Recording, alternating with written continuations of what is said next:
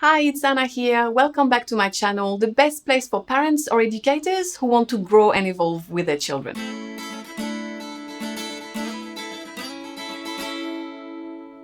Over the past 5 months, I've read close to 20 books and I've learned so much in the process. So today, I wanted to let you know which ones are my favorites and why. And if you have the time, I would highly recommend to read those books. But if you don't, just watch the video summaries that I've done for you so you can get the main lessons from these books. And if you are a subscriber on this channel and have watched my videos, I would love to know which book summary you have learned the most from so far. So please let me know in the comments. So let's start with the first one. No Drama Discipline. This book is the very first parenting book that I've ever read. I purchased it 3 years ago when me and my husband were struggling so much with a 4 and a 2-year-old. Just being completely real here, but our life was seriously a mess. We had no idea what we were doing and it really showed.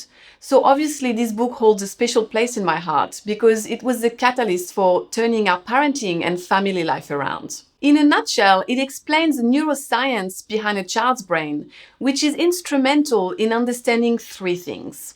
The first one is that the experiences that we provide our children, whether the good ones or the bad ones, have an influence on our child's neural pathways in their brain, which means that it does make a difference to be more intentional about the lessons that we want to teach our children. The second thing is that when a child is escalated, logic does not work and actually tends to escalate things further.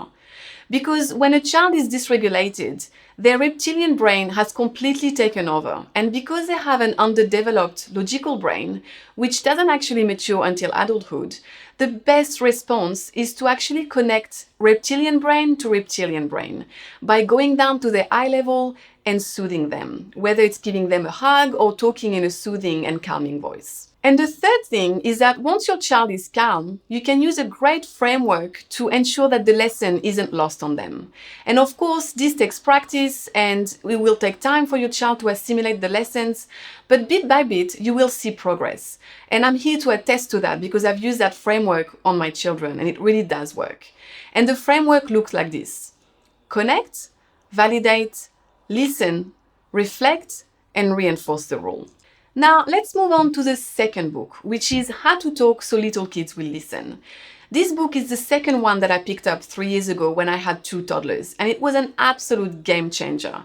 Because sometimes parenting, especially with toddlers, is so hard, and you really need practical strategies to get your kids to cooperate. And this is exactly what this book provides. It provides actual examples from parenting workshops that the author was running. It provides about 10 practical strategies that you can use, and they do work because they give your child what they crave the most: autonomy and control. And to this day, I'm still using 3 of them on a regular basis. And these are joining them in their world to help with transitions, giving them choices, and writing it down on a note when they want something. The third book that I recommend is this one, Siblings Without Rivalry. And siblings fighting is honestly a topic that I'm sure anyone with more than one child struggle with. This book provides actual examples, again from parenting workshops that the author was running at the time. So it's real visual examples of a conflict situation with your kids and what you would actually do and say for each specific scenario. And of course, the goal is not to completely remove fighting between siblings. This goal is completely unrealistic. But you can foster a more positive relationship between your children where they see each other as a team rather than rivals. And you can also foster problem-solving skills between them. And this brings me to the next book that I would recommend, The Explosive Child. This book is by far the best framework when it comes to problem solving with your child and ultimately teaching them the skill of problem solving so they can do it by themselves. It actually goes through a specific discussion and giving you tips on how to press for more answers from your child without having them feel that they are being interrogated or without putting words into their mouth. The ultimate goal is to really get them to brainstorm and come up with their own solutions. And I feel like the title is actually misleading because it's not a book that's just for children who have particularly difficult behaviors. This is a step-by-step framework that should be used for any parents because we always need to problem solve with our children. And I also feel like this is a great book that should be read by teachers, child educators and therapists, basically anyone who works with children. Now, on to the next book, which is Parenting from the Inside Out.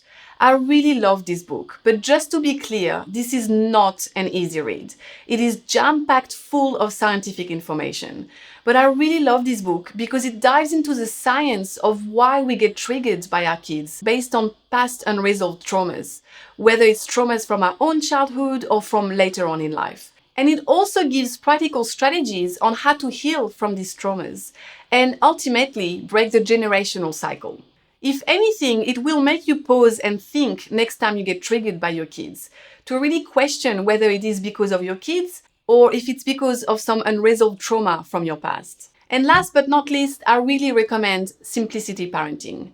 This book was written by the author with the goal of protecting our kids' childhood in this modern and busy world that we live in. But ultimately, the practical strategies from this book make our life as parents easier, calmer, and more enjoyable as well. So it's a win-win situation. It's about minimizing every aspect of our life, whether it's about decluttering physical things, but also about injecting predictability into our life. There were a lot of things that I was already doing from the book, but there is one thing that I took away that has made a lot of difference. And this is about having a predictable meal plan.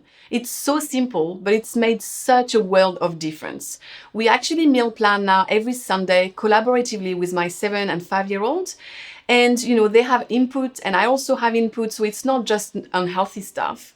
And now we actually, because they know what's coming and it's written on the plan, they don't fight me anymore on what's for dinner because they know it's happening and they have to accept it. I think they actually love the fact that it's giving them a bit more control over what we're eating. And they actually have come up with a lot of really good ideas. And it's made my life easier because I don't have to be the one coming up with all the ideas. So there you go, 6 parenting books that I would highly recommend you read if you have the time, or watch the book summaries that I've done so you can get the gist of it. Thanks for watching and keep growing.